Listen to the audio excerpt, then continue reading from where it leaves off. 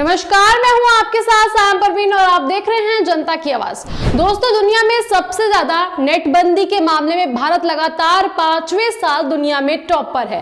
दुनिया भर में इंटरनेट के एक्सेस की मॉनिटरिंग करने वाली संस्था एक्सेस नाउ की रिपोर्ट के मुताबिक साल 2022 में भारत में 84 बार लोगों को इंटरनेट शटडाउन झेलना पड़ा। दोस्तों, आपको पता है भारत में अगर पूरे देश में 1 घंटे के लिए भी नेट बंदी हो जाए तो 442 करोड़ रुपए से ज्यादा का नुकसान होता है।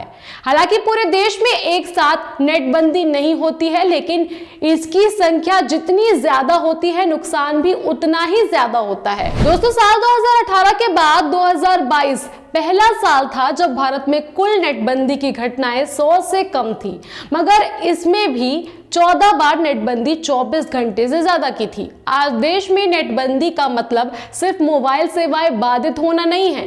डिजिटल पेमेंट पर टिकी अर्थव्यवस्था में जहां चाय के पैसे तक लोग QR कोड स्कैन करके देते हैं, वहां नेट बंद होने का मतलब सीधे तौर पर एक बड़ी आबादी की कमाई रुकना है। आइए जानते हैं नेटबंदी से होने वाला नुकसान आखिर कितना है और क्यों भारत में इंटरनेट शटडाउन की संख्या इतनी बढ़ गई है।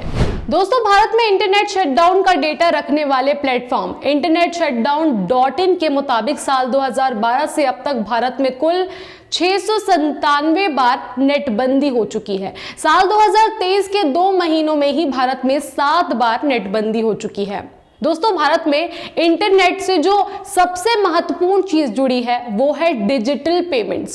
साल 2016 में नोटबंदी के बाद सरकार ने डिजिटल पेमेंट्स को बढ़ावा देना शुरू किया था। नेट बंद होने का मतलब बैंकों के सारे ऑनलाइन ट्रांजैक्शन के साथ ही UPI पेमेंट का भी बंद होना है। ऐसे में इंटरनेट शटडाउन का सीधा असर अर्थव्यवस्था पर पड़ता है।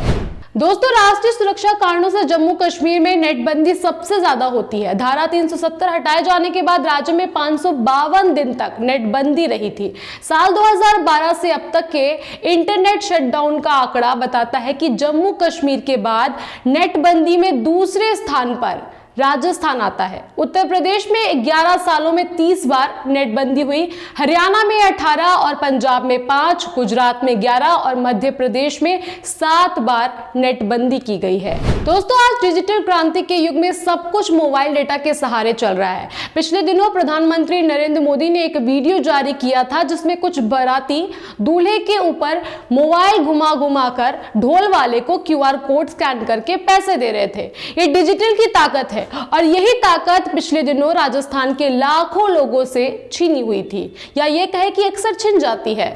दोस्तों, सवाल ये उठता है कि आज लाइफलाइन बन चुके मोबाइल नेट को कैसे रोका जा सकता है। क्या सरकार के पास यही एकमात्र उपाय रह गया है कि कुछ ना बचे कुछ ना सूझे तो मोबाइल का नेट बंद कर दिया जाए? सच्चाई तो यह है कि आज अपराधी इतने शातिर हो गए हैं कि वो पेपर लीक के नए नए तरीके खोज रहे हैं। नेटबंदी हो या ना हो, अपराधियों को इनसे कोई फर्क नहीं पड़ता, वो कोई ना कोई नया तरीका ढूंढ ही लेते हैं। दोस्तों, सरकार अपनी चंद परेशानियों से बचने के लिए एक बड़े वर्ग को क्यों परेशान करना चाहती है? सरकार को चाहिए कि पेपर लीक या अन्य घटनाओं की मूल समस्याओं का निदान करे। सरकार को चाहिए कि नेटबंदी जैसे बड़े कदमों से परहेज किया जाए। इससे ना सिर्फ जनता परेशान होती है बल्कि सरकार की छवि भी कहीं ना कहीं प्रभावित होती है।